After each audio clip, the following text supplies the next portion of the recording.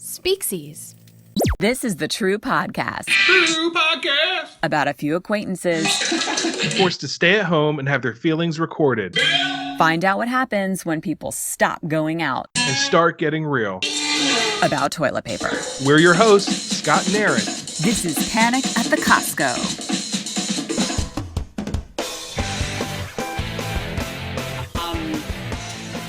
So I'm in my kids' playroom, which is if I pan up, you'll see some Pokemon drawings over here. It's blurred out, so how can we see it, Erin? Oh, you can't see. Oh, I guess you can't see. I will take your word for it. They're excellent. They are excellent drawings, Billy. It looks just like a blue duck.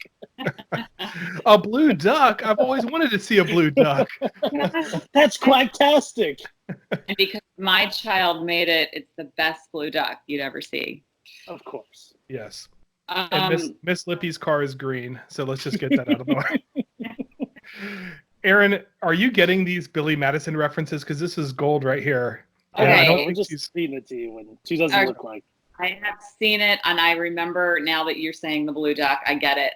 My head was totally in the Pokemon space, and I missed it the first time, and I get you now. Okay. Well, I agree. Pokemon is a very good card game, but I have to say that Magic the Gathering is the best card game ever. And Scott, you say? I say, wait, hold on. Pokemon is awesome. I can't remember exactly, but it's... You know what? Yeah. Magic the Gathering sucks. That's it. I messed it up because I'm thinking about Mortal... You know what? Mortal Kombat sucks. But Yeah. You know, I always know I'm going to like someone when I can just start with... We could do this for an hour and maybe mix in some Tommy Boy as well, but... I'm all for Tommy Boy. I don't know how good that would be as far as the viewers, but since when do we care about that? Right. I mean, Erin, we should filter in something you want a movie reference for you. So, Beach blanket bingo, probably with the Annette shirt. Yeah. Oh my gosh. Do you remember Back to the Beach, like 1987? Frankie Avalon, and then they had like a punk ass kid, that like teenage kid, Bobby. Remember? It was like huge. Oh yeah. 1997. Do you remember this, Garth? I kind of remember. I think I was. Yeah, I remember it coming out. But I don't know. I was probably somewhere that probably wasn't playing. So It was a sleepover hit and a sleeper hit also. Okay. Yeah, I remember it, but it wasn't like on my must. It wasn't like that was probably when like Batman 2 or something was coming out. So I probably had other plans, or the latest Steven Seagal opus, that was like Hired or Destined to Die or whatever the 3 title one he does now. You were too cool, is what you're saying. Yeah, that's right. I had my ponytail, had my Cavaricci jeans. I was, I didn't have time for the back to the beach, whatever those kids are. So, Erin, you know how we were talking about show notes? Yeah. I think Garth with the ponytail has to go in the show notes. So visit speaksies.com/panic for a picture of Garth in the ponytail. Now you have to do it. I wish. I already got you in the lion suit, and now we're gonna have to. Yeah, there's some good ones of you out there. I've seen. Well, hey, I like the show so far. I've listened to the last 2 that you guys have done, and it sounds like it's very therapeutic to you, especially, Erin. But Scott, you seem to have a good handle on wrangling everybody and directing the conversation. So it's been really, really cool. I think I've been labeled now the anxious one, and I think that's probably accurate. I think that's accurate right now. I'm we're all coping in our different ways, but I went back and listened to it too, and I was like, oh my God, I sound so nervous about like the whole situation. Everybody else is way more chill than I am, but I think I've said like my anxiety, I am not a really anxious person except for like health and safety related things. And this is like the biggest health and safety thing to ever exist. Yeah. So this is like your Super Bowl for anxiety. Yeah. That's good. Fun times. So yeah, but yeah. But yeah, Garth, I think you're right. Like this idea came up about a week and a half ago, and it spun up that quick just because I selfishly was just like, I want to talk to people. I want to do this. I see people Skyping and doing Zoom. Oh, hey, I have a podcast. Let's do that. And That's what this is. So I always leave these conversations feeling really good because I've talked to other adults and, so I have 2 kids. Erin has 3, right? And Garth, you have more than 3, 5. I have a lot of fucking kids. I mean, they're probably under the desk. I don't know where those little assholes are. Yeah, they're somewhere. Yeah. A couple of them are in bed. A couple of them are in college. They're just like, they filter kind of in and out of my conscious here. Like seriously, I was on a conference call today with a new client, and I was on speakerphone, and I was like, please, just for like daddy's got to talk. I'm down in the basement. My son has like a ninja room. You've been here, Erin, that ninja room that we have in the basement. There, yeah, yes, remember that. So my son does American Ninja, and he has his like room there, and all the kids kind of filter there to play. So I was in the middle of a conference call, and I'm like, Daddy just needs 5 minutes. Please, just be quiet. I don't care what you do, but just be quiet. And I had the client on speakerphone, and then 2 minutes into the call, my middleest child comes in. She's like, Duck, which we call our baby Duck. Duck just pooped on the floor, and it's like loud as ever.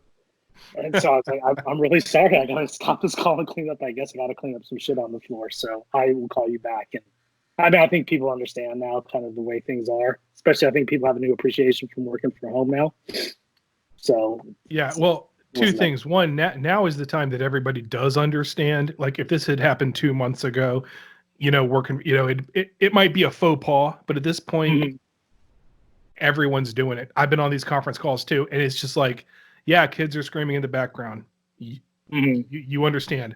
And the other thing was, wait, you actually have a duck that shit in your house, or no? we call our middle child Duck. Our child Duck. Yeah, I've always called her Duck. She just kind of got straddled with that nickname. So no, I was going to say, because that trumps everything. Yeah, like sorry, my goat took a shit in the attic, or right. No, it's my kid. We call the kid the goat because he's good. I'm not even mad. I'm impressed. Like, that's another reference. Hold on. Oh, what's that one? Anchorman. Come on. Yes, that. I knew it was Will Ferrell. Sorry. That's okay. I messed up the Mortal Kombat quote, so I feel like all right, we're even. Yeah, we're even. We're still better than Erin. Yeah, yes. You're going. I've seen all these movies. I'm not a movie quote person, only if I've seen it. Well, and I've seen Anchorman a lot. I should know this. But right, what's your most quotable movie, Erin? Like, what's your go-to? What movie? I do a lot. I quote a lot from Clerks still. I mean, Garth knows this because we're both Clerks super fans. And you should also, Erin, what was the movie that we always quoted when we worked together? And I'll be so distraught and hurt if you can't remember. Wait, what? Well, Clerks was one of them, I feel like. Yeah, but well, you quoted a lot of movies. What did I do? Wait a minute. She's not going to get it, man. She's not. I can already tell. Napoleon Dynamite. Oh, Napoleon Dynamite. Oh, God, yes. So that was, okay. 2005, 6, I feel like everyone's office was taken over by Napoleon Dynamite. And you just, I mean, I don't know about yours, Scott, but like ours, constantly, you're like, God, freaking idiots. Like maybe like 25. My lips hurt real bad. Dude, I had a Napoleon Dynamite soundboard. Do you guys remember soundboards? We had that too. And I would only, maybe this is why I'm divorced, because I would only talk to my wife with the soundboard. So like she'd be in the other room. No, it's got to be another reason. That can't be. No, look, there are 2 types of people in this world. Those that like Napoleon Dynamite and those that don't. So that's all I'm saying. Those that like Napoleon Dynamite and those that are wrong. That are wrong, exactly. She didn't get the humor in the fact that I only responded with that. You can really draw a line in that sand. And it's funny because I told my oldest Brendan, he was getting in the habit of going to the school nurse for like little things like, I don't feel good after I ate lunch, or, he got a little cut on his hand, like tiny little thing. And he just was going to the school nurse a lot. So I told him like, look, next time you go to the school nurse, I want you to get on the phone and be like, because they'll let you talk to your students. So they always say, do you want to talk to him? And I said, yeah. So next time you do that, get on the phone and be like, Mom, bring me some chapstick. My lips hurt. I can just imagine some 7-year-old nurse that has no idea what that means. I would ever get it. No one would ever get it. But I'm begging him. I begged him every time. Just no matter how sick you feel, just get on the phone and say that to him. Just humor me one time. Yeah, that would be great. Like, My daughter does the same thing. So what I do is I shame her. So she's 9. And so we get emails from the nurse. So I'll get this email and it'll say, Reagan came to the nurse's office because she had a itchy bug bite on her leg. I gave her cortisone cream. She left. So, but it'll be like, she came in at 10:14, left 10, it's like this whole report. So I've got all these on my email. And so I just read them out loud to her and her brother, her older brother, who of course laughs and makes fun of her. And I'm like, stop going to the nurse for bug bites. Like, you're my daughter. I understand you don't want to be in class. I did the same shit when I was a kid, but like, stop it. Like, because just phone in a bomb like the rest of you kids do nowadays. You have to go for a bug bite. Come on, use some imagination or something. Well, that reminds me of a Bitterman cartoon that I read where the kid says, I'm upset because there's a bully bullying me. And the dad's like, just hold it in like the rest of us. I think that's what I need to tell him. So I did read you're a Bitterman guy, right? Yeah. Well, it's good stuff. I thank you. I think I still am. I mean, it's always on a contract by contract basis, but I just haven't had any desire to really do it. And kind of caught up with everything else. And, these kids won't raise themselves. All those kids. Unfortunately, all those kids. So to clue our listeners, all thousands. Have we started? You in? This is all recording. If there's anything you don't want in, then we'll cut it out. But I'm glad. I'm glad you let me know before I had my second one. Okay, get back a little bit. Don't worry, we are very pro. So Garth is an illustrator and he writes and illustrates Bitterman for Mad Magazine. But I know him through when I used to work in Baltimore in an ad agency that is no longer around, but we had an awesome time and he was my creative partner. And I feel like that's kind of that sounds so like Gwyneth Paltrow goop to say, my creative partner. How else would you say it though? Like, wait, did you have a conscious unpairing at the end? We had She got offended when I gave her my taint candle for a present. I said, she just, I think I crossed the line and then I was out. So #taint candle. There we go. I could. So yeah, that's the background on how I know Garth, and obviously you guys are Insta movie quote buddies, so that's good. This should be a good conversation. Yeah.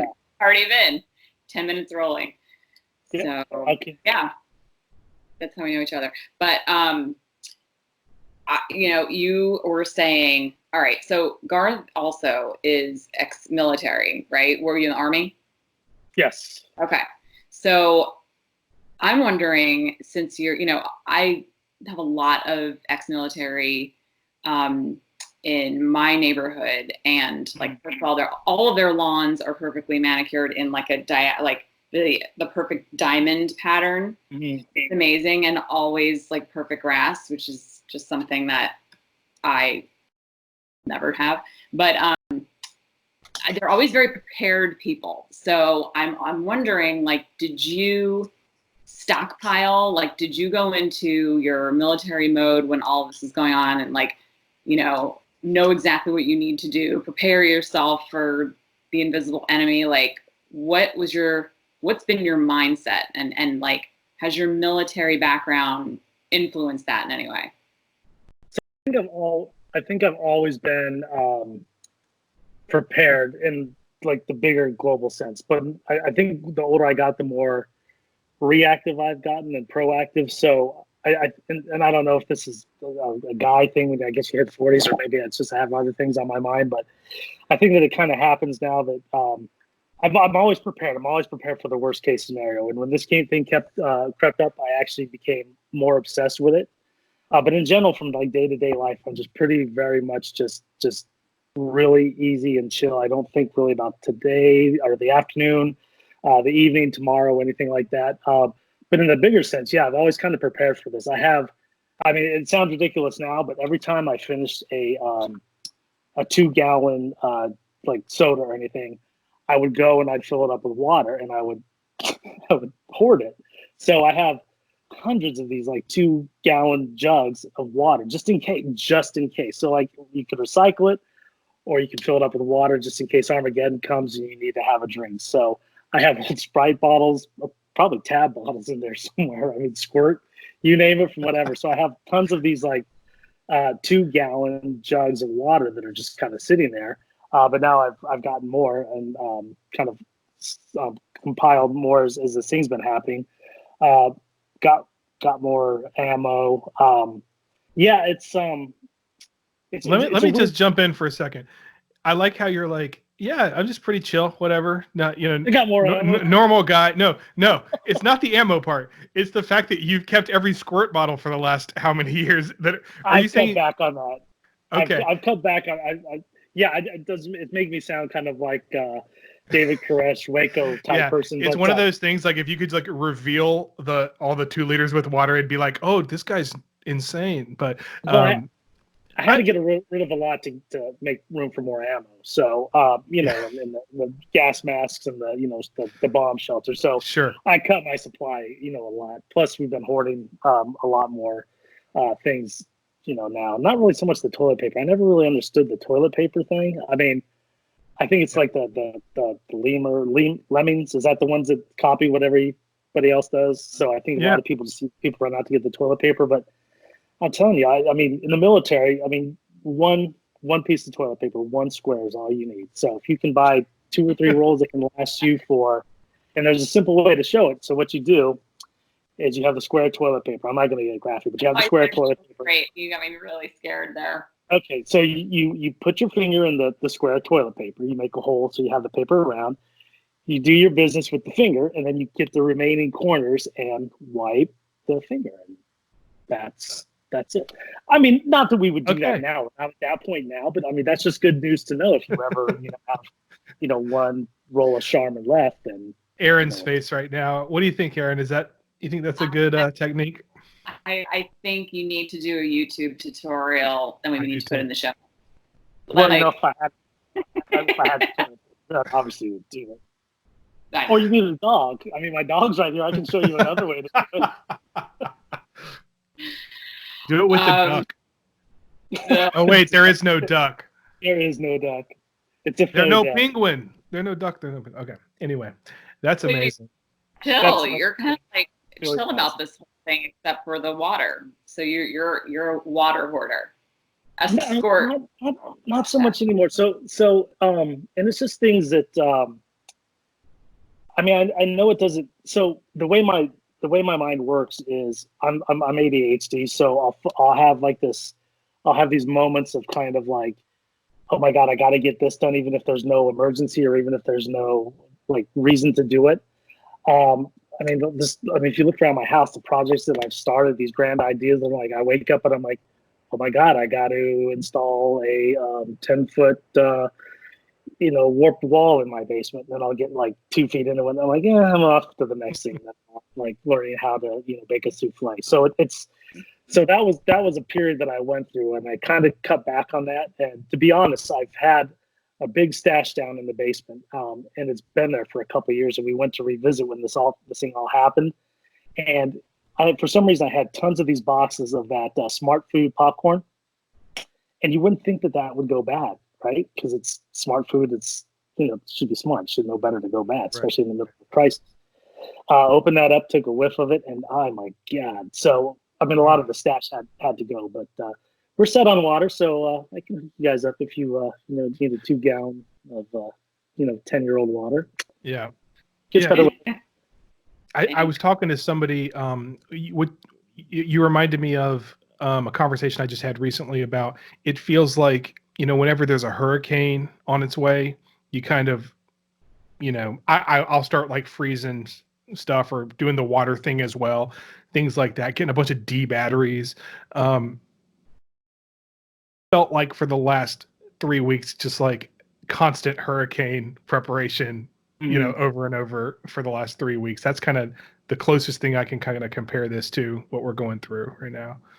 What have you bought, Scott? What have you hoarded up on? I'm sure we've all hoarded up on liquor, haven't we? Can we just, we have, right? Like, If you were to see my refrigerator right now, it's definitely full of liquor, or not liquor, but just like beer and wine, and liquor has been stocked up on. But also meat. Like I've gotten a lot of meat and frozen it because I feel like that's been really hard to come to. Which, by the way, I got a text from my mom, and she wanted to know how she could watch the show about all the crazy things happening at Costco. And I was like, dang, I don't think we've even talked about Costco yet. Like, this is the name of the podcast. But the whole panic at the Costco joke, the fact that grocery stores are running out of stuff. Garth mentioned toilet paper, which of course is the big headline. But have you guys noticed, like, meat is not as easy to come by as well? So when I do find meat, I will bring that home and freeze it, but I don't have like an extra freezer or anything, so it's getting kind of cramped in there. That's probably been the one, and of course a bunch of carbs, like so much pasta, which I have way more pasta than I need as well. I have a lot of pasta too. I feel like it's easy, it's quick, it's cheap. I mean, when in doubt, just boil something and call it a day. But it's funny because I have not been eating that much meat. Actually, I went strictly vegan for a month just to see what it was like in January. And then, so I didn't eat any meat at all, obviously. And now, like, I have been eating it here and there, but nothing, not maybe once a week, if that. So I can't call myself vegan anymore. I wouldn't even try. But when I looked online, when I looked on Amazon, because we have Amazon Prime, when I looked in the stores, all of the vegan stuff, like anything tofu, tempeh, any vegan protein is gone off the shelves. So I'm thinking like, okay, what the hell is there to eat? Like, I'm worried about my friends down the street who are vegan. I'm like, they must just be eating beans or, I mean, how do you get your protein? I don't know. But it's a conspiracy to get rid of all the dirty vegans. That's a whole other podcast. I was about to say they may be forced to actually eat meat. I mean, can you imagine? To see that. This whole thing would be worth I don't want if I get to see. Yeah, oh God, look at me. Oh, I'm sorry, Mr. Ed. I'm sorry. Why? And we do love our vegan friends, of course, but come on. I mean, worst comes to worst, they'd have to. Meat is way more plentiful than some of this other stuff that I've seen, like soy. Soy products that flying off the shelves too. But I actually went to Costco. I'm a Costco member. I went to Costco, like, when was this? About 3 weeks ago, really to get my contacts. That was the only thing I needed from there. And the wait was an hour and a half long. I had my youngest with me, who's 2.5, and I was like, oh, no way. I went to the lines to go around, get some stuff. Maybe I wasn't panic buying yet. So I just thought, let me get a few things I might need. Lines were super, super long. Now, I thought they were long at the time. Now they're nothing, I'm sure. But people were not, I think they were stocking up, but they weren't scared. All they were doing at Costco was they were wiping down your cart, but there wasn't like a hysteria in the air. It was just, hey, we're just going to be cautious. That was the feeling I got three and a half weeks ago. I haven't been back since. I don't know what it's like. Saying that some truth to the panicking, because I mean, there's only a certain amount of toilet paper, bottled water, or anything else that even they can have. And, I feel bad for those workers because they're exposed to all of us and people that are probably positive and don't know it. And it's just. Well, when was the last time you've been to a grocery store? Or that Mike has been to a grocery store. My husband is our official grocery store errand boy. He went last night actually to Wegmans, and he thought it closed at 11. It closed at 10. He got there at 9:30. So he basically supermarket sweeped. Just threw it in. And this long list, right? And he comes home. Did he bring a big inflatable like Crest toothpaste with him up to the front? Let's see how much it is. Instead of the hams, it's now like the Lysol. That's the money. Oh yeah, the hams. Hell yeah. But I was like, what did you end up getting? And it was just, maybe 5 things on our list because everybody was he was running around there with a cart and not enough time. But that's the last time we went. We're going to have to go again. So I went earlier today because I had to. I hadn't been in a while. And I feel like I have to justify, that I went to the grocery store. But anyway, I'm not one of those people that just willy-nilly goes out. But they have plexiglass now in front of the cashiers. So it's like you're visiting someone in prison. I'm serious. Like they all have this huge plexiglass and then they like slide you your receipt through the middle. It's bizarre. It like really starts to feel like you're in some, post-apocalyptic movie. So ask Mike I don't know if they have them at Wegmans. I just went to the dirty food line by my house because it's really close. And sure enough, dirty food line. Yeah. It sounds like a clean food line. I mean, Wegmans didn't have that. The dirty food line really needs to change their name. That's even at crisis, nobody wants to go to the dirty food line. I was against the name, but that's what they went with. I don't know why. Don't go to the Kroger, though. I don't know where you are. Well, I'm not going to say where you are, but near you. I haven't been there. Wow. What's going on there? They just released that an employee tested positive for COVID. So, They tested positive for extra low prices. And also COVID, apparently. That sucks.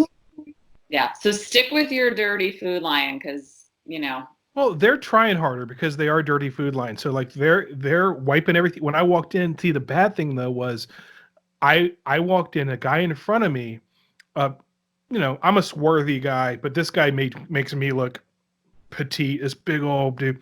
And the food line worker brought out a wipe to wipe down the thing, and the guy goes, "I don't need that," and just grabbed it. And I was like, first of all, sir, that's very rude to this young employee who's risking his life for you. Secondly, like I'm concerned like that you're so cavalier about not needing your thing to be wiped down. But anyway, but they're trying. They're doing a good job. They do have the plexiglass. You may see that soon, but I feel like we're in like Children of Men or something, or it is weird. You guys got to admit, like, does it not feel a little bizarre what's happening right now? Or is this just... Yeah. Well, it's I mean, I really don't go out much. I mean, it's horrible to say, but I think the older I get too, the more I like people, but I don't like people. So I like you guys are fine in a one-on-one environment, but when I go out the house, I mean, from the second I leave even before I get out of my cul-de-sac, all the stupid kids running around. Case in point, just a quick sideway. You remember when we were kids when a car would come and like you would yell like car and you would just get out of the way? Kids today just don't do that. So I can't even leave my cul-de-sac without these like entitled little assholes just looking at me and taking their time, getting to the fucking side of the road. Oh, Is there cussing on here? I'm sorry. No, it's okay. Fine.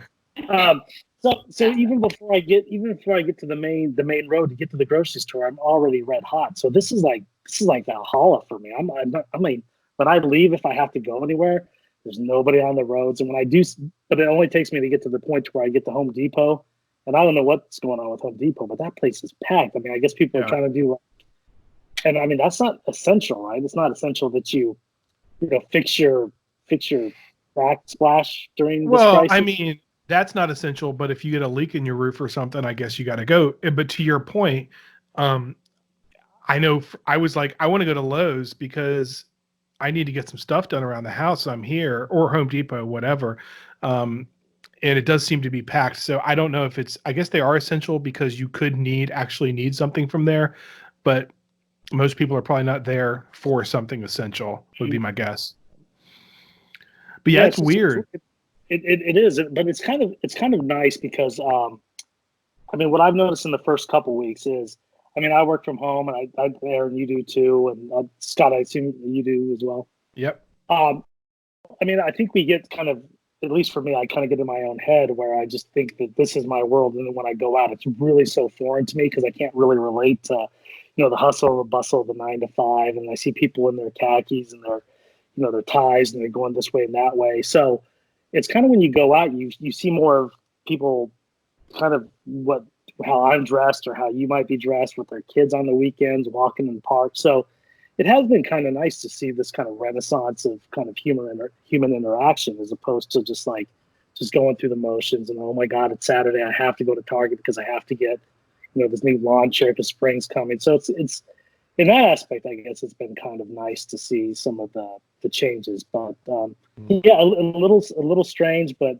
I mean, it's kind of been really nice. I mean, I can only hope to think that maybe the greater thing that comes of this is maybe we get back to that. Like, you have some more family values, some more just kind of introspection on what it's like to be just a human to human interaction instead of just kind of going through the routine. So, I mean, maybe there's a silver lining after all this, but I don't know. We're humans, and we'll just go back to doing the same stupid shit we do. So I have no faith in the human race anymore. So drink up. Let me just wrap up by saying that I have no faith in us whatsoever. I want to agree with that so badly. Like, that's just the hope that I'm holding. Like, because I feel the same way, where I'm working from home. So it's not, and I've worked from home since 2011, not 8, 10. And so I'm like used to this kind of environment, but I imagine that, it's harder for people who are used to having more adult interaction, used to being in an office, being, away from their kids a lot more, during the day, and that it's a tougher adjustment for them. But also, I think everyone can agree, take this like collective sigh of relief that you don't have to run your kids to soccer practice and all that. And we talked a little bit about that on other episodes, but there's something so nice about that, where you're like, all right, what do we have to do today? Right. I don't know. Like, the world is our oyster, except we have to stay in like this little area. But it's nice, and you hope that things are gonna change, perspectives are gonna change. But I don't know. Yeah, we are human. Do we ever learn our lesson, really? Like, well, what Garth just said summarizes it for me, and what you're saying, Erin. It's like, I think we all are like really hoping there will be some like wonderful lessons that we all learn. And, like, it has been so different in my neighborhood because people are outside. I'm seeing people I've never seen before because everybody's got to get out and walk and ride their bikes, which is really, hey, I know you. I'm like, you're that guy I see like in your car and you go park and I go park here and we never have said hi, but now we're talking, which is cool. But I also am just not convinced. I'm like, we're the same pieces of shit that we always have been. It's go back to our normal habits.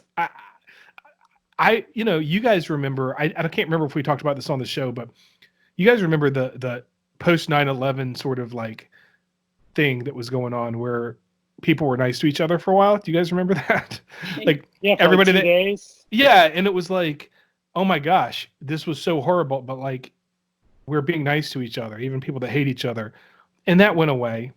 And, we're going to end up back to our shitty selves. But in the meantime, let's enjoy. I mean, there's also this feeling of like guilt, I think, that people are having because they are enjoying the being at home, not going and doing things. And I've talked to some people that are like, I love this. This is the greatest thing ever. But then they're like, oh, but I feel really bad because like people are dying. And people are really struggling with this, like healthcare workers and things like that. But I love it, So I think everyone just has to process it in their own way. Like, hey, if you like the fact that you don't have to run your kids to soccer practice every day, enjoy it. Like, be in the moment and try not, don't feel too guilty about it, I guess, is my thought. But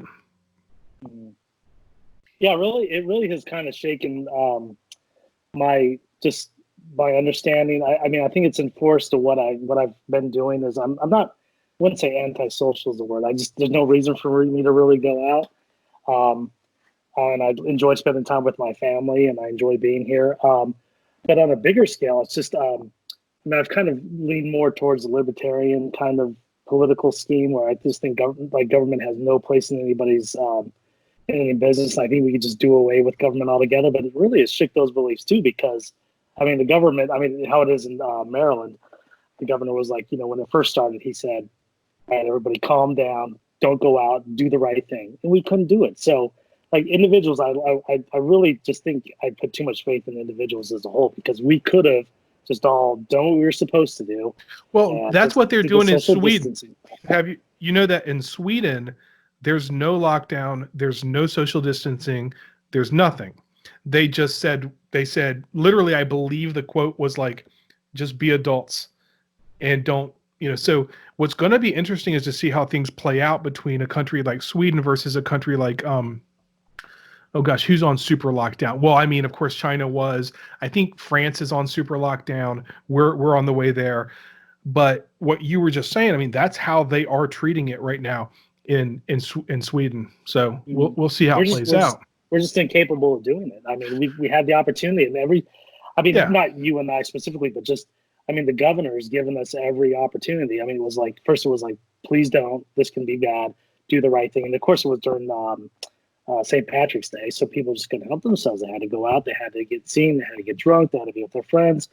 Then a week later, it's like, look, guys, this is really serious. Please stay home. Or, okay, we have a curfew now, 6 o'clock, be home. No, that's your curfew. We're going to stay out till whenever we want. And then, progressively, day by day, week by week, the restrictions got. And I mean, I can't blame them, because people just can't help themselves. I don't understand that. I mean, I guess it's. I think part of it is, so a friend of mine whose aunt is a nurse sent this text and said 75% of the patients that they're seeing are in their 20s. And so we started talking about, is it young people that have like the invincibility complex sort of like, I'm fine, I feel fine. I mean, we've all seen the spring break video, whatever, but like, there are still, I think, younger people that are going out and don't care, but then you hear it across the spectrum. So I don't know if it's a cultural thing with us, and maybe it is, if it's a demographic thing. I don't know, but you're right. I mean, unfortunately, the whole thing of like, we can't be treated like adults because we're not doing it. And so now it has to be this lockdown. And Garth, I'm like you. I mean, I want government to be out of my life as much as possible, but then it does feel like this is one of those cases where, okay, it is time for federal government. We need them. And it's I mean, it really was sad to see that we couldn't, because I've always told people just, I was trying to explain to my older daughters that are in their 20s, close to their 20s now. I'm like, they're telling me about their political beliefs, and I was like, look, just the only thing I believe, and the only thing I encourage you to believe, is just individual responsibility. I don't care if you fall on the right or the left, just individual responsibility. Do what you're supposed to do as an individual, and it'll all sort out. And then just seeing how we had to be handled like this was just kind of, that was awfully, this is the most depressing thing about this virus. I know a lot of people are sick and everything, but we can't handle that responsibility. So that was disheartening to see on my end. When you talk about the spring breakers, and we see all those pictures of the 20-year-olds and frolicking, and that really dumb guy who's, I feel like, the face of the 20-year-olds. You know what I'm talking about? It's like the really drunk. I don't know. I actually kind of feel bad for that guy. That guy. Because his name is out there. We won't name him, but he's out there. He is. I mean, they were all hot messes, but I'll tell you that when I did some curbside picking up at Target, I saw, which is, our Target is next to a Joann's Fabric. Let me tell you that the spring break for like 60-year-old to 75-year-old women is freaking Joann's Fabric. I saw that earlier today. There were probably, as I sat there waiting, 10 to 15, no exaggeration, non-gloved, non-masked women who are in this danger zone age went in there, and Joann's like it was no big deal. Oh my God. I saw who's being responsible and who's being irresponsible. Let's talk about. What do you think's going on with that? Imagine grandma just. Yeah, because grandma rocking on her rocking chair, just like Jones in the crochet. She's just like got the shakes in her hands. She's just going through the motions. I'm tweaking. Yeah, it's like, oh my God, get her some fucking yarn and some needles, quick. But I can't believe you just said that, because literally like 3 hours ago when I went to the Dirty Food Lion, it's right next to a Joanne Fabric, and I didn't know. I thought it was, you know how they set up the Girl Scout cookies outside of places. I was like, why are people set up outside? I was like, oh no, it's just women milling about outside of the Joanne Fabric. What's happening? Do you think they're like only letting in 10 people at a time or something, and so they're waiting to? It's like a club. They should be, but I swear there were 10 to 15 people going in and out. Now, I know that they are doing a good thing by providing those mask kits, but you can curbside pick up there too. So I don't understand why they would all be going in there. And they weren't just coming out with mask kits. Let me tell you, they had big bags of stuff, because, you know, it's like maybe they're not drinking as much as we are, so they need something else. They're eating like crazy. Yeah. Dummies. I get it. Like, we need hobby stuff. I panic bought craft things, you know, kits and stuff, like some things for my kids and other crazy panic buys, but like chickens. But time out. Let's talk about the chickens real quick. So wait, I didn't get another drink for this chicken conversation. You know what? Me too. Stand by. Stand by. All right. Ooh. Are chickens really that intense of a subject that they require more alcohol? Or is this going to talk about chickens? Oh, I can go for days. Don't get me sober talking about chickens, because, oh my God, I gotta let my inhibitions fly out when I'm talking about chickens. Come on. Oh my God, is this like something bad that happened to you? Were you Were you wronged by chickens? Yeah. Just once. I don't like to talk about it. Okay. Well, we won't bring it up then. That's fine. Foul subject. Foul subject. So the kids are good. The husband's good. Yeah, we had a stressful day today, but you know, like, we're working at home. We're both working at home. We've been working at home forever, but we've never had all three there. And it's like we have to keep them on a really strict schedule, or else all hell will break loose. Mm-hmm. We can't get hard to do when they're both working. That's how Jenny and I are. Yeah. You guys are both still working. Yeah, she works from home as well. So and Wednesday's her big day. So I mean, she's the same. I don't know how she does it. She's completely opposite of me, and I think again, this like during these times, it's kind of, it really shows what you can do as a couple. I mean, I'm sure this is going to really pull a lot of couples apart and bring them closer together. But I mean, she has stepped up. I mean, like the homeschooling that she does with our son is just, I wouldn't know what to do. He came down with some fraction stuff today, and I didn't understand it. And she had to relook at it. And she's like, "Did your father check this?" And he's like, "Yeah." And I said, "I've never seen that before in my life." So I totally threw him under the bus. But it was just fraction stuff. So yeah, just trying to navigate that, like both working at home and finding out the new rules. So, and it's just a weird place to be, because like you said, we usually have help here. We have a few people that help us around.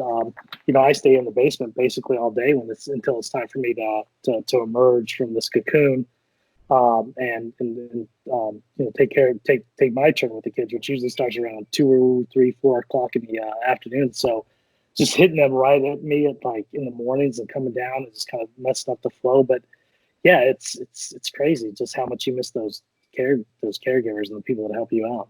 Oh, for sure. And there's nothing like having to jump on a conference call and your kid is trying to get you to figure out a fraction, an improper mixed fraction. And you're like, I mean, I'm looking at this thing like, you got to hold off for like 10 more minutes until dad comes down. And I hate to perpetuate that stereotype of women not being good at math, because that is not the case. I can do it. It's just one of those things you forget. Like, sometimes you just forget. I feel like they've changed some stuff too. I don't think it's just us forgetting. Core is awful. The Common Core stuff. It's not just like, you can't say 5 + 5 and then like this is 10. You have to do this reverse way of like it's so frustrating. So yeah, I mean, I'm not mathematically inclined in the first place. Creativity is kind of my wheelhouse, and even then, I mean, we're trying to do an egg drop thing, and that's when my son had us to do an egg drop project, which is really strange, because remember when you were a kid, you had to do the egg drop, you had to throw it off the school, and then so now you have to drop it off like at your window, and you have to video yourself doing it. And I mean, And it's the creativity part of me is just, I shouldn't be involved in that at all. Like, I probably shouldn't be involved in any of the schooling. But my son's just like, yeah, I was going to stick it in the pillow and tape it. I'm like, yeah, well, that's probably a good idea, but maybe we can build like these struts on it, and then we can maybe. You're making you're making like a short film out of it. Yeah. And he's like, you know what actually might work? Why don't I just get the egg, and what I'll do is I'll tie a trash bag to it, and it'll be a parachute. And I'm like, dude, I tried that with myself when I was 7, and I broke my leg. It's not going to work. I thought I was G.I. Joe. I jumped off a rock. Trust me, I broke a leg. You're going to break this egg. And he's like, no, I'm going to throw the trash bag on the egg and just be done with it. So, yeah, God help us. It's going to be rough for the rest of the school year. Well, speaking of eggs, I don't want Erin to think she got away with not telling about her chickens. So now that we all have our drinks, what's going on with the chickens? I need to hear this because you've dropped this very casually, but okay. Well, so I did say that we were supposed to go to Disney. We were going to surprise the kids over spring break and go to Disney. That's Annette. I'm really sad about it, obviously. So I was thinking, like, gosh, that really sucked. Even though, like, what they don't know is not going to hurt them. At the same time, like, I'm bummed for them, knowing that this was going to be such a cool surprise. So there was a farm, and I saw it, like, I think it was a sponsored Facebook post, honestly. A farm that is fostering chicks. And so you can foster like 3 to 4 chicks. You take them home, you put them in your bathtub, you put them in a plastic bin and put their little pine chips in, whatever, and then you give them back, which is perfect because I can't have chickens. So I was like, okay, $20. I got my chickens. They're coming April 12th. I think they're going to hatch. And so now we have chicks. I mean, we went from, we're not getting a pet for a long time to, yeah, okay, we'll go and get 3 chickens because I was like, I'll have that. Worst case scenario, man. Right. Hey. Exactly. But right, what I love about, I have a couple comments here. First of all, I get very similar Facebook ads, but it's different types of chicks. But the fact that, anyway, the fact that you went from Disney to like, so let me understand this. They hatch the chicks at their facility, wherever this is. How do you get them? So, okay, this is... This isn't real, is it? Like, you're not getting chicks. Did you give them your money already? They've got my money. I was like, take my money, please give me those chickens. They're so cute. My kids are going to be so fun. So they are farming, so they're essential. Because I already asked this question. I was like, look, the governor said we're not allowed to go anywhere or meet for anything. She's like, oh, no, farming is essential. We can still meet at the Tractor Supply. So we're going to like hand off. I'm going to have my gloves. I'm going to take the chicks. We're going to bring them home in the car. We're going to have their little heat lamp. They're going to be in our bathtub, maybe, or our garage. And or the oven. We keep them alive. We keep them alive. We got to stay warm. Yeah. Chicken pot pie. Well, do the kids know about this yet, or? They do know because they have little like on Facebook you can watch. They do a candling. So cool. They hold a candle, up to the egg, and then you can see them inside. Now, what if these chicks are all duds? I don't know. Like that scares me too because I've already built up their hopes. Like my son's already named him a junior after him. One of the chicks is a junior. That's funny. So I'm really, I'm very worried that if they're not viable, then what the hell am I going to do? But yeah, it's just one of those things where it was a panic buy, totally in my own guilt, in my own head, my own like. That's right, because you said you panic bought chickens, and that's what really hooked me to this story. Because I'm like, most people are. So you're actually giving yourself more. Like responsibilities when you should be kind of leaning off these extra things and just focusing on what you need to focus on. Does that help with the anxiety? Well, Yes. So I realize that. It's not like we don't have, things to do here all the time. I that down from 7 o'clock in the morning until we record this at night, or 9 o'clock at night. It's just constantly going from one thing to another, switching off, juggling, blah blah blah, being with the kids. So yeah, adding an extra responsibility. I did think about that, but then I saw their cute little faces, and I thought about my kids' sad little faces, and I panic bought chickens, and It's so funny. I can't say I've ever heard that before. I know. Panic bought chicken. Well, we're in different times, you guys. I panic bought meat, like you kind of did too, but a little different. But then you end up giving them back. So you're going to meet at the place, you're going to get them, you're going to get that experience, and then give them This back. kind of sounds like how the coronavirus got started, with like shady wet market type scenarios. It does sound like that. Hey, how much for this chicken? You're gonna probably cause the next round of COVID-20 with your fucking back alley chicken dealings. Yep. Well, Jeez. so Mike is now, when I told him that, I thought he was going to say, like, what? Why would we do that? Extra responsibility, right? His first thought was, awesome. Like, did you see? He started to go on his computer. I'm like, oh, what are you doing? He goes, look at this chicken coop. He's like, I think we could actually build this. I'm like, wait a minute. So Mike even went further into that deep dive. And Okay. I said, no, So we've got to give them back. Mike is upset that we have to give them back. He wants them here permanently. Well, I already told you that I don't think your neighborhood would be cool with that, but that brings me to a question for everybody. So he's leaning into the idea of let's make this coop, let's do this thing, right? Have you guys found yourselves leaning into any sort of projects or creative things, or something that maybe you wouldn't have had time for, wasn't for this? Erin, Other than building chicken coops? I'm sorry. Oh, ladies Erin, first. please. Yeah, Erin. Ladies. Well, I mean, the obvious is this podcast, because this is Sure. something that wouldn't be here. But have you had time for anything else?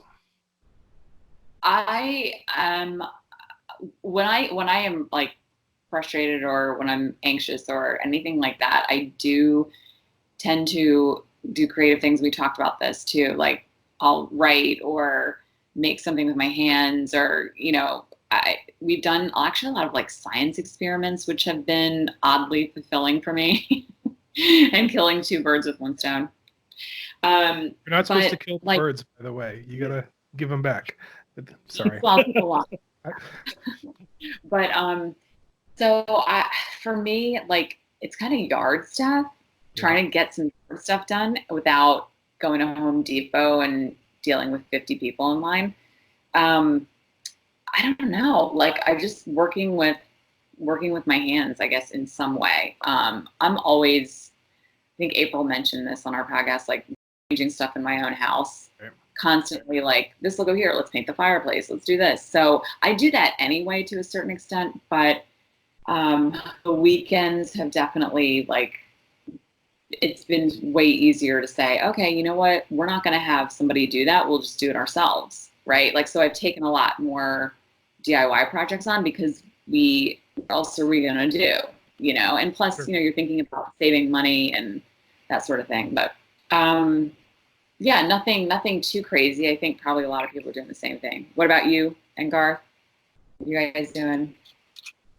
Right before this thing started, I had this revelation, just because I was feeling overwhelmed. Everything was kind of closing in with the age, I guess, and the job, and all the kids. So I really went on this thing of strict minimalism. I got rid of so much stuff. I went into my closet. I just the walls just around me, and this is no fault to my family. It's just the nature of how things are. It's just being so little time for me. So and I was reading up about it, and I was researching it a little bit, and it just made a lot of sense to me, this minimalistic approach to living, and just less is more, focus on the things that matter. So I would say 2 or 3 months before this thing hit, I have gotten rid of everything I have. I used to have a closet full of stuff. Now I've got 3 outfits, 4 outfits. That's it. I mean, completely. I wear white T-shirts. I have a pair of jeans, pair of khakis, and I just got rid of the rest of it. Started doing the same in my house. Just started looking around, saying like, "What am I not using? What's its function?" I wasn't doing the whole thing like, "I love you, pillow. I miss you," and like the. Does it bring you joy? Yeah. Joy. I mean, but it was really really freeing, and that started unlocking some other things. So I was like, and then I recently lost my birth father, who I haven't really spoken to in about 30 years. So that brought up some other things. So I'm like, oh, I need to start going to therapy. So then I started therapy. So like a month before all this hit, I really was taking these steps I've never taken before to better myself, because I've always just been completely like, I'm good. That my wife, who's actually a therapist, ironically, was like, you need to get some therapy. You're not good. And I was like, I'm not going to go get therapy. I don't need it. So I ended up going to the therapist. Was very standoffish at first. She was 10 minutes late, and just me, I was like, I'm out. I don't want to deal with this. She can't respect the time that I'm out. But I double paid for the booking. She didn't have a change, so I ended up going back, and I like cried like a baby the second time. And I'm like, I kind of enjoy this. I'm working on myself. This feels good. I'm getting these things out that I haven't talked about before. So all this stuff was going on, and you know, it's like 2-3 weeks of just this like really self-improvement phase, and then this thing hit, and it just put the kibosh on everything. So now it's just like I was making progress, trying to work on myself, trying to better myself. So now I mean, as far as what I'm doing is, I just kind of left therapy, kind of like as a what if. I had plans to go out and meet some family that I hadn't met over the summer. So it's kind of like a standstill now. I mean, I'll hop on like I'll play some video games, but even that seems weird now. I have like the VR headset. So when I do have some downtime, I'm like, oh, I'll try this VR game that I bought, you know, on the impulse buy when I was not a minimalist. So I was playing Skyrim. Are you both familiar with Skyrim? Yeah, I played it today, man. That's really? my go-to quarantine. I can't do the VR. I tried I have the VR. Mm-hmm. It made me sick, man. I get nauseated by the everything, but I just play the regular one. But okay. I don't have that sick feeling when I play VR. So I put on the VR helmet. I started walking. I wasn't fighting anybody in Skyrim. I was just kind of walking around just to kind of engage and change the scenery. I'm like, this is nice. And then I saw like an elf get close to me. I'm like, back the fuck up! You're more than 6 feet. And I got my like sword and shield. And I'm like, I don't know where this virus came from. It probably came from social distancing world. on Skyrim. Yeah. That's awesome. Yeah. I call it the elf virus because that's where it came from. The elves. It's not racist. It's the elves that gave the virus. So yeah. So anything that is an elf, I just like stay away. That's so good. That's so good. Well, it's funny, Garth, man, that you say that, because since you mentioned therapy, I will say that I did a New Year's resolution this year, and it was to make sure I go to therapy at least once a month, because I hadn't been in a while. And so I was actually going every 2 weeks. And then when this hit, I haven't gone. And yeah, it's crazy, because you're like, well, that was going well, but I don't know. Now I'm at home and I'm calling in prescriptions because this is stress. I don't know. It's weird. It is strange. And it's a teletherapy too that you can. Well, I know. I've thought about that. I haven't done it, but it's too weird to do over the phone, right? It's like you use a phone to call friends and family. I feel like they're not qualified. Like I think that's my thing, is like, I don't want to go on some stupid app where you can, because I'm like, it's probably some, junior in high school that like, or college or something that like, you know what I mean? I don't trust that stuff. I like the guy I was talking to, but, and he might still have out. I don't know, but I just haven't done it. So. Like my wife's practice. Oh, I'm sorry. Good. No, I say don't now. They have to. I know that that therapists do not like to do these sessions over the phone, but there are certain instances where they may really have to. I don't know, what is the protocol now. I mean, Jenny would know. Hopefully she is. Yeah. So my wife owns a mental health clinic in Nottingham, in Baltimore County. So I am in charge of their website and all the design stuff. So I had to convert them all to the teletherapy. So so essentially, I think Governor Hogan, our governor here in Maryland, kind of loosened some of the restrictions for teletherapy. Now you're allowed to do it over Facebook. Now you're allowed to do it over, I don't know, some other, like over the phone or something. So there's a lot of restrictions that were lifted to be able to do this. So they shut their offices down. All the therapists now, I think they have 13 or 15 something therapists working for her. So they've all converted to the teletherapy thing. And I think it's going well, but again, it's just, as a person who's just starting, I can't imagine like just doing it over the phone. But yeah, because part of the whole thing is like being there in the room. But we talk about things that may change permanently after this. That may be one of those things, right? Like more people might start doing stuff like this. Just like after this passes, I'm sure more people will do grocery store pickup, right? Like, right. So maybe teletherapy will be one of those things too that people start doing more of. WebMD, all of those, the doctors that are online, right? You pay $40 and you don't have to go into the office, and that may be more of a thing in the future. But I always wonder. I'm gonna stick my own finger up my butt. Come on, I'm not doing that. Hey man, we all gotta.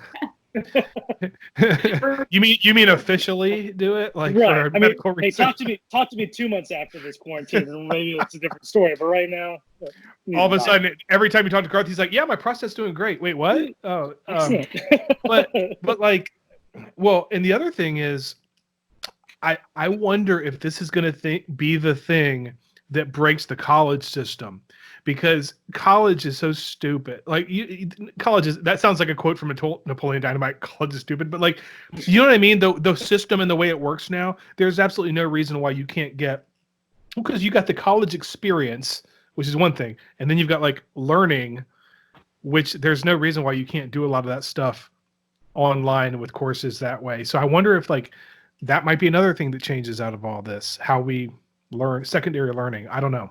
Yeah.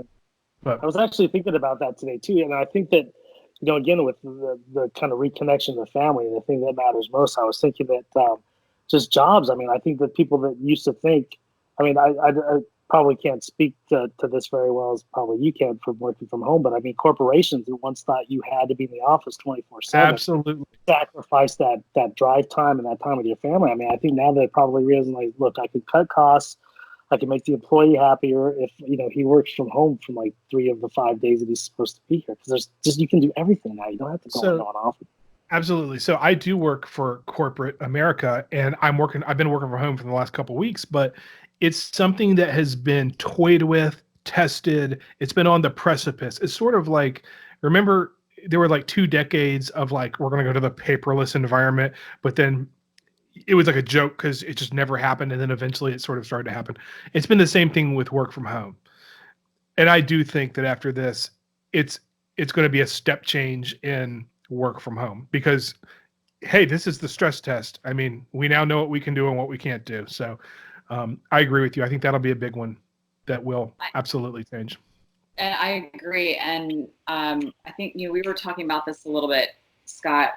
So Mike works for a very, very large technology company. They sell computer systems, software to government, to schools, hospitals, everything, major corporations. And he can speak way better to this than I can, but his business, and he is not in sales, he's on the more of the IT side, business procurement as well. And he said that they are so busy because all of these major corporations who insisted that, their people be in the office more and like, screw this working old school. Yeah.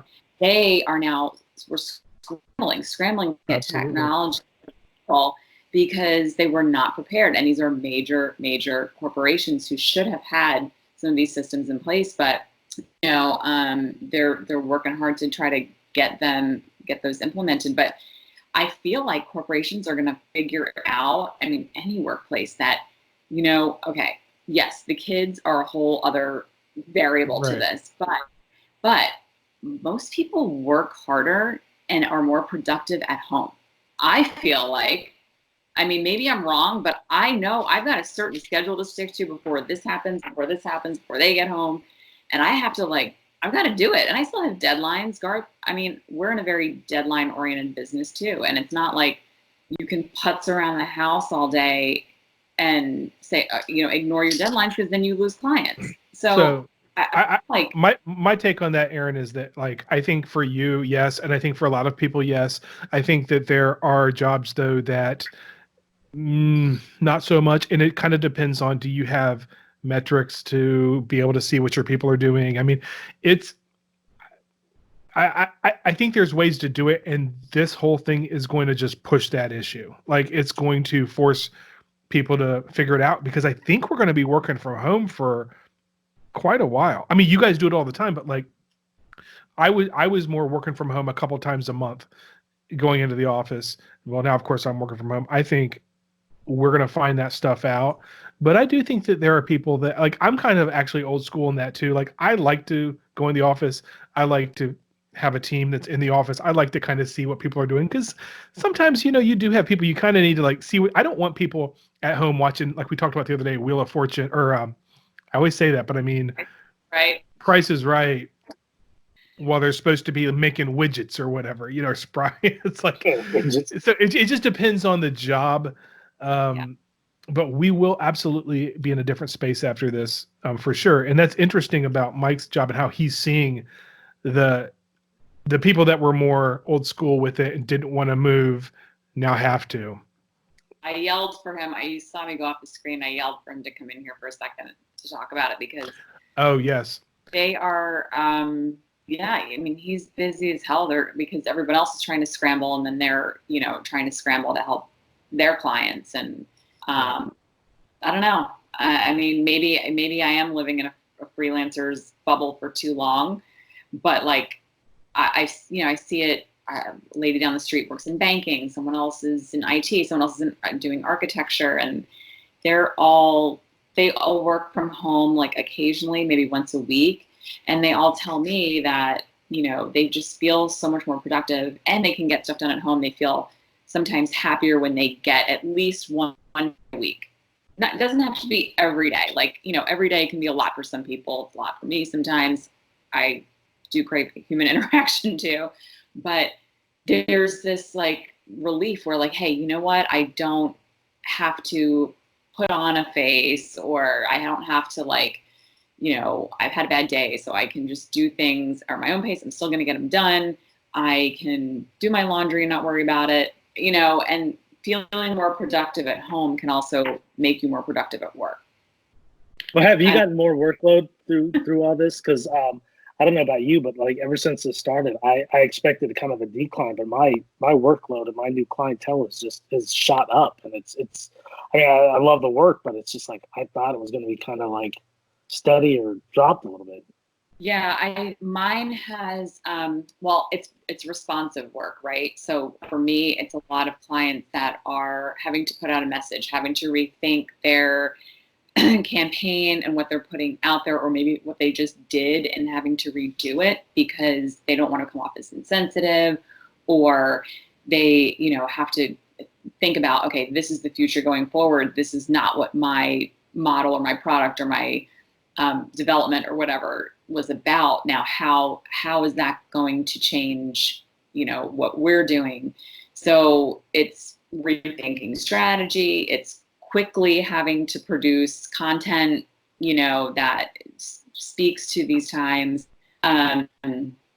We have a client that is very much about, you know, let's curate and share content quickly of, you know, spreading happiness and joy versus, you know, having all of this COVID. We're not an information center. We are trying to still maintain our brand, but do things in a positive way. So it's like, how do we address this within our brand structure? How do we like promote positivity and happiness with still addressing what's going on? And that's been a real challenge for them, which, you know, requires brain power from us. And, you know, I feel like, yeah, it's been busy. Then I'm worried that it's going to slow. It's kind of like the virus peaking, like, you know, it's going to ramp up, and then it's going to, hopefully the curve is going to flatten. Well, not hopefully for me, the curve is going to flatten, but like, you know, that's what I feel like in 2 weeks, 2 to 3 weeks, it's really going to slow down, my prediction. But every industry is different, obviously. Well, are you guys the ones responsible for all the emails we're getting from every CEO and every company that I've ever done business with? Okay. Do you know what I'm talking about? Like, That's more Aaron's like problem with copywriting. Mine's more humor oriented. So unless it made you, I bought a Krispy Kreme donut 5 years ago, and now I'm hearing from the CEO about his like how seriously they're taking COVID. I'm like, dude, I don't care. Like, I'm like, please stop emailing me, CEOs. Nobody gives a shit about how you're handling COVID. But anyway, sorry if that is what you're doing. Ridiculous. Oh, no, but no, I didn't mean to get triggered by your. Yeah, obviously, strikes a chord. I have not done any of those like direct message CEOs. I think that's more public relations, but this is more about like how do we change our like advertising, marketing, like ads or spots I like or. That. I mean, yeah, like the more positive. I think brands are, and I'm not. I don't know what I'm talking about when it comes to this, but just as a layman, I do think there's opportunity here for brands to, not just brands, but just for companies to kind of do the right thing and handle this in a way that's people are going to remember, and even just employers, how they handle this whole thing. Everyone's going to sort of remember this, right? Yes, and there's a lot of insensitivity out there still.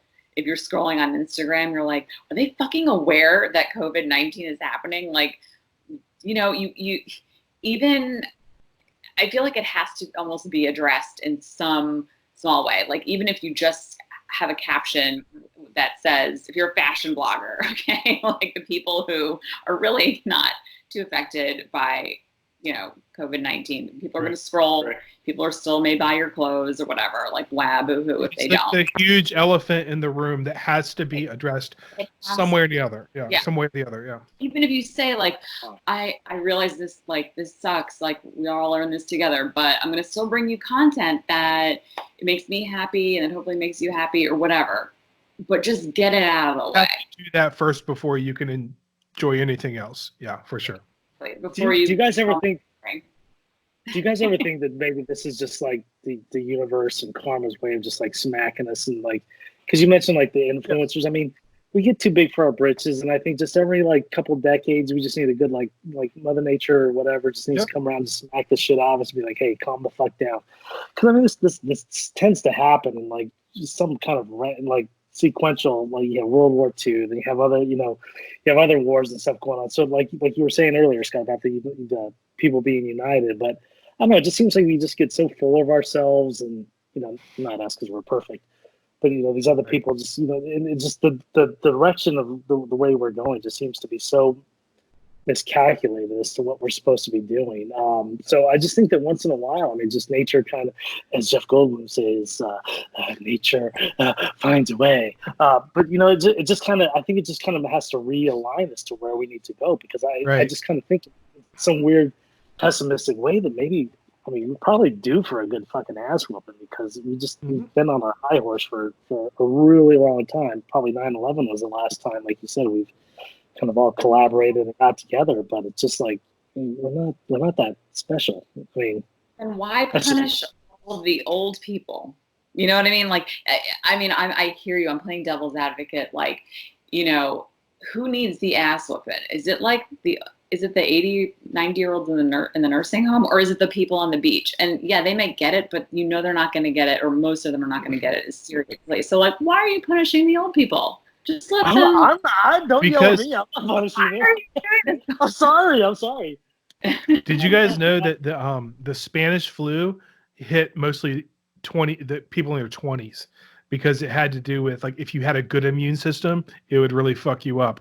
I don't know why, but it would. But no, but I do think that, and I mean, I think what you're saying, Erin. I mean, I don't think there's like some divine presence that's like, we're gonna take out the old people, but like, I do think there's some weird equilibrium with nature. And I mean, even if you look at the economy, and we know for a fact that in every economy in the history of time, the haves and the have-nots, it gets more divided as time goes on. There's no way to stop that. And I remember having this conversation like a few months ago, and I'm like, the only thing that will sort of fuck this up, like kind of break things up, is like a war or some sort of like pandemic. And it's like, oh shit. Like, it does seem that no matter how we sort of plan things and sort of think things are going a certain way, something like this comes up, and it is like some sort of equalizer. I don't know what it's going to do to the. I mean, I don't think we're really supposed to talk about the economy because it's like insensitive or whatever, but like because a shit ton of people are going to die, unfortunately. But it is going to change things, and shake things up. And yeah, it just happens, nothing stays on course forever. You think it's going to stay. That's like why with, global warming and all that stuff, it's clearly, science and stuff's going on, but it's the stuff we don't see coming that really that really shake things up. In the meantime, we should do everything we can on that front, but let's just, you never know what's going to pop up. So yeah, life is weird. I mean, I was just thinking about just how quickly we can just live our life one day, and then just the next day you're out hoarding toilet paper and pushing old ladies out of the way for the last bucket of water. So yeah, we're just a very delicate, just scared species at the end. Yep. And it's just very odd that we have gotten to this point where, and it seemed to me, and I've always just I've probably harbored just a slight bit of anger for it whenever I just see these people like these influencers that you mentioned, and these other people just complaining about these real life problems. They get 125,000 hits. It's just, I mean, really, that's what we're focusing on, and there's like bigger things out there. So I mean, maybe another good thing positive that comes from it is maybe we kind of refocus away from the people who've been selling some like Gucci bag and focus it more on the people who, the young people who are going to be the next scientists or doctors or teachers, or even, even the people who bag the groceries, because those are the people who are kind of helping out. That's a good point. There really has been, it's kind of cool in that, kids are now, and we're all seeing like who are the real heroes, like going back, like take sports figures out of it, take, movie stars out of it. And now it's the people in your neighborhood, right? It's like everyone who Mr. Rogers told us should be our heroes, and they are, and that's been pretty cool because, for our own children to see that, like, these are the people that are helping other people. These are the people who are getting us through this, time. And it's, that's basically, that's the good in humanity, right? It's not about what you're wearing, how much money you're making, what you're, how many points you put up. It's just very, very basic, which is, again, obviously what we're getting back to now. So I don't know. It's cool to see that hero shift go on. Well, I think that's very true, but I also think that this is a time where we are appreciating the creative people as well, because we're stuck at home, man, and we've got a lot of new movies and TV shows aren't being produced or released, and I know I'm finding myself going back and watching old stuff or reading old stuff, and it's like there's a lot of what got pushed back that pissed you off, because I can tell there's something specific. No, it's what pushed forward is like a fucking 2 days before they released Frozen 2 on Disney Disney Plus as a surprise. I was like, I can't hear fucking Let It Go one more time. So I'm like, hey girls, look, Daddy Spring for $19.99. I got Frozen 2. And of course, the second I buy it, like I open up my email the next day and it's like, oh, surprise! Disney Plus is gonna give you Frozen 2 . So yeah. I mean, I'm out a couple bucks, but I feel your pain. I feel like you're the real victim in this whole COVID thing. I am, yes. I mean, I'm the poster child for the distress that's coming through this whole thing. Like, forget grandma, forget the 20-year-old spring breakers. That's this right. is the list. Yeah. Frozen 2 coming out for free. Basic white undershirt, t-shirt, blurred out background. Don't be this guy. I agree. The creative, and it's weird that you said that, Scott, because I was just thinking, like, again, with like the free markets really kind of stepping up, it is kind of cool to see these like movie places and Disney kind of releasing these things early to kind of give you a sense of kind of like normalcy and like something to look forward to. So I mean, I hate the new Star Wars movies and that, but I'm like, I'll give the other one a shot because I think I was really drunk when I saw it the first time. Like, oh, I'm gonna have to wait another 3 months, and like, oh no, I can be unsatisfied in the next 20 seconds. just like most of the women I've been with. I was about to say that sounds great. way too familiar. Yeah, so it's great. So I look through their eyes. So it's really cool how the free markets have kind of rose to the challenge. Even Hollywood. I mean, if you forget all the, the Gal Gadot or whatever singing like Imagine. Oh my gosh. If you can forget about that and just like the executives kind of like, oh, let's throw them a bone. Even in that new Pixar movie, what is it? Onward is out on Amazon Prime. Yep. Already. Yeah, it's pretty cool. Have you guys watched that? Yeah. I tried at the previews. Yeah. The pants freaked me out. The pants. Have you seen the clip of the pants? Onward. Yeah. It's the guy with no. Yeah. It's a little Weekend at Bernie's for kids. Oh, it is. Now I may have to watch this now. I accidentally bought it.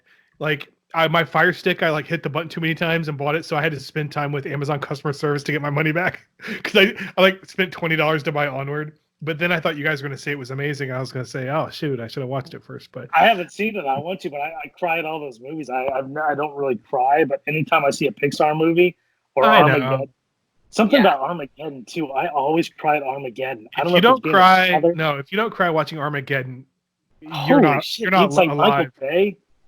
I mean, I cried at Transformers too, but that was because I stubbed my toe on the way to get some junior mints. But I mean, Armageddon just always just like pulls it out of me. I would believe that you would cry at Transformers too, even without stubbing your toe. No. Transformers. I've manned up sequel.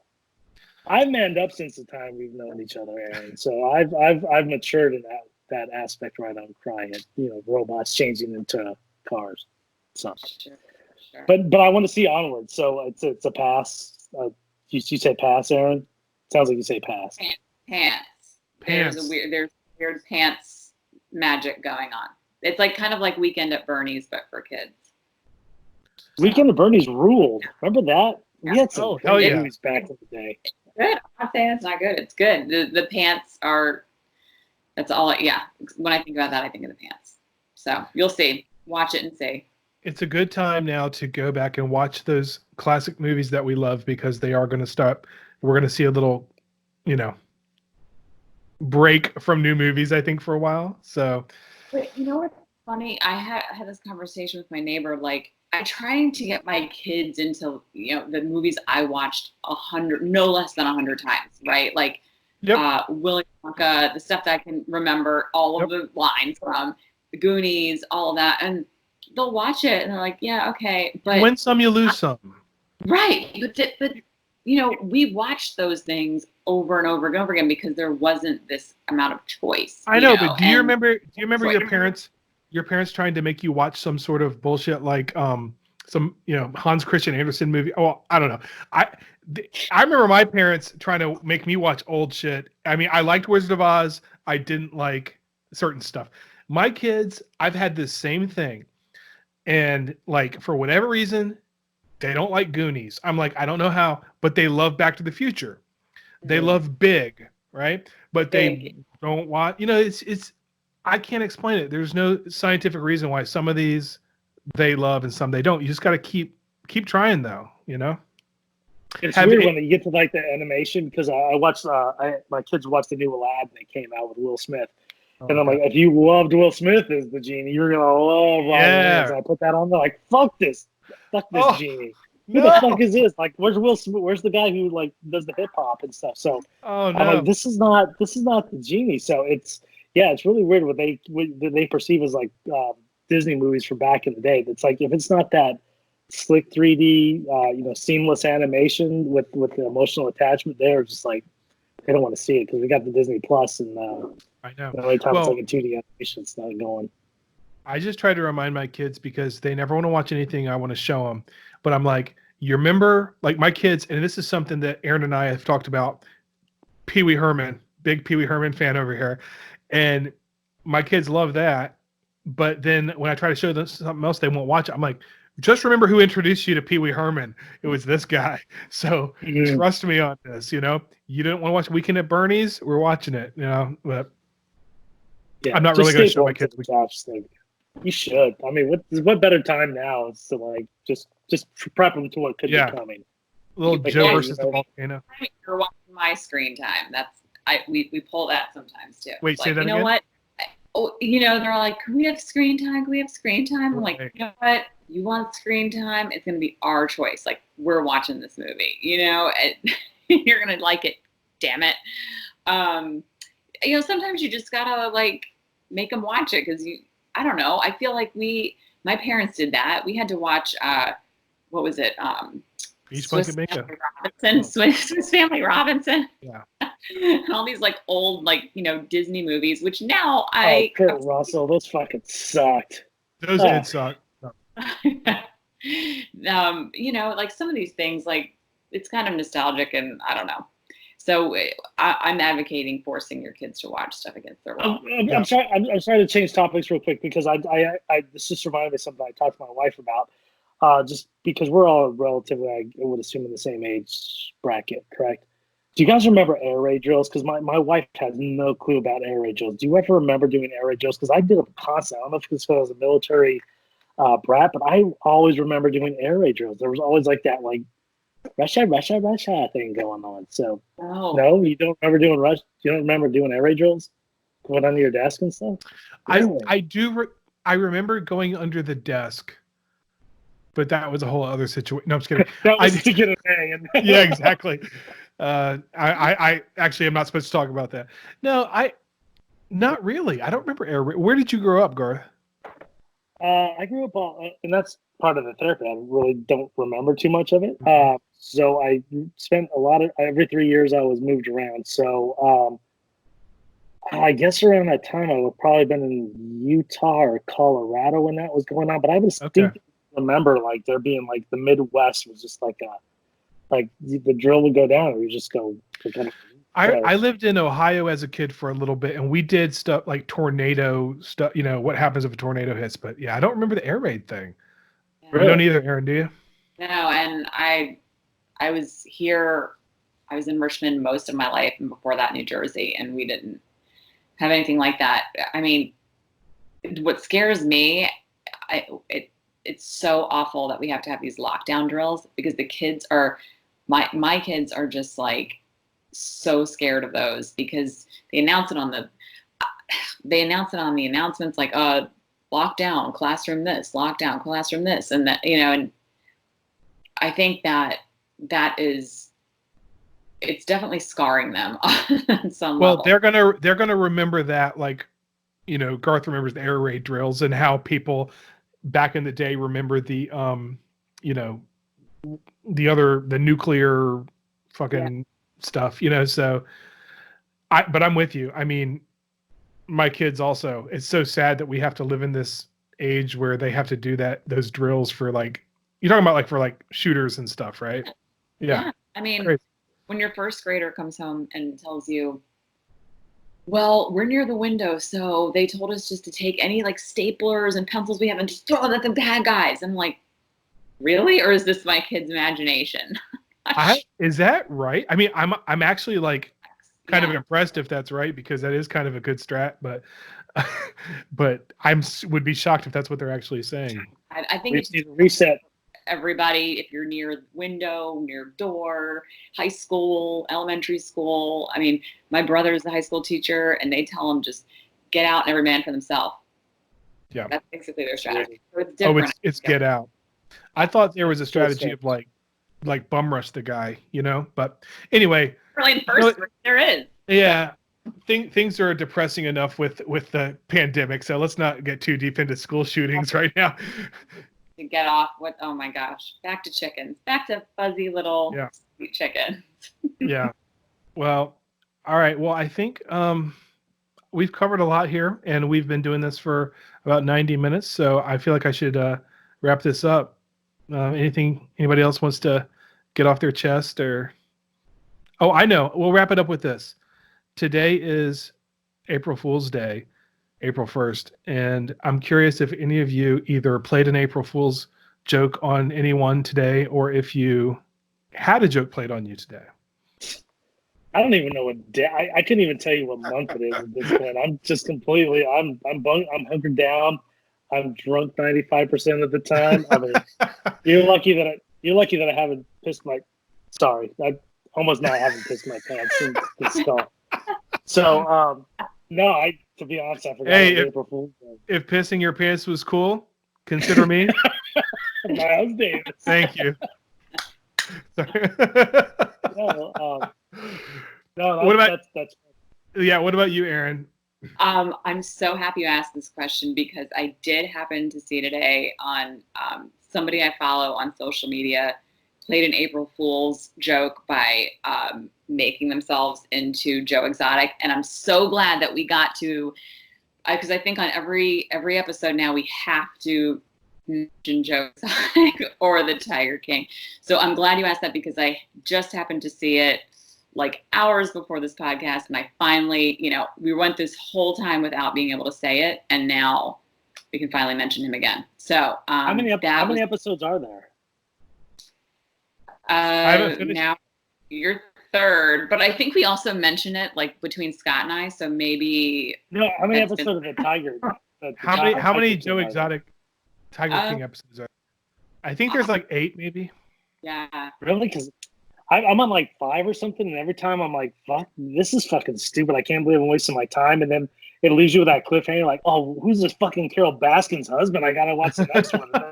Then I'm like, I start watching the next one, like, well, fuck this guy. And then I'm like, fuck this show. I can't believe I'm wasting my time with this. And then it like a new reveal, like something else crazy happens. I'm like, oh my god, now I gotta watch. So I'm like on episode 5 or 6. I don't know, but so don't spoil it. But there's a lot of just when you think you've seen all the twists and turns, and I haven't seen the whole show, but I listened to the podcast that was out a few months ago. Just when you think it's like gotten crazy as it can get, it gets crazier. So don't tell me that, Scott. My heart can't handle that. I know. Don't watch too many in one day. Please, yeah.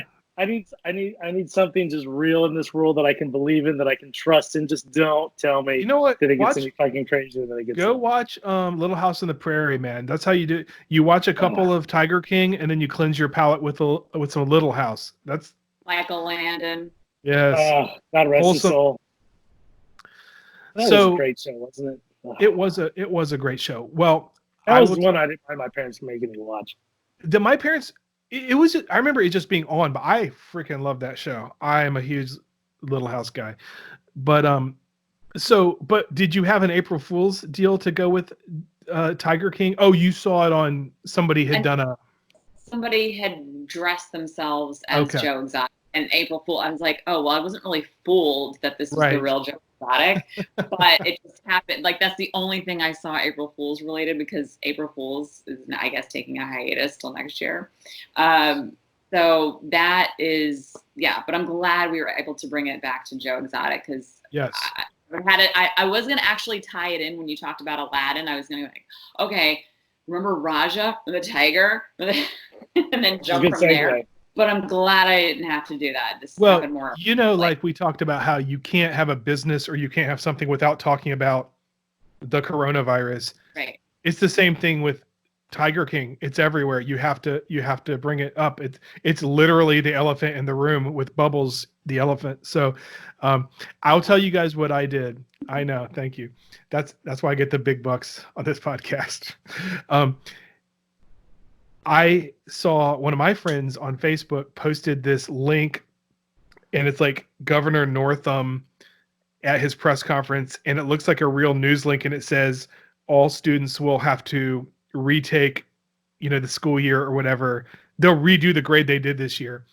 So I really did debate, because I'm like, my kids are a little freaked out with everything going on, but they're doing pretty well. They're with their mom today. But I did go ahead and screenshot that and send that to my kids. And I get the response back of like, what? No. And I said, I'm just kidding. And my son, who's a very respectful kid most of the time, he's 12. He wrote back and just said, you're an idiot. And I was like, wow. But I was like, that's how freaked out he got, that he might have to redo 7th grade. And my daughter just knew I was joking, but anyway, so that was my April Fool's for the day, because I feel like they need to have those memories of being scarred by their parents on April Fool's Day. So, yeah. Especially during a pandemic, I got to go for that double punch, Exactly. All right. Well, Garth, thank you so much for being here, man. This was a blast. Thank you very much, Scott. I appreciate it. Erin, thank you for the invite, and lovely to be here. Thank you.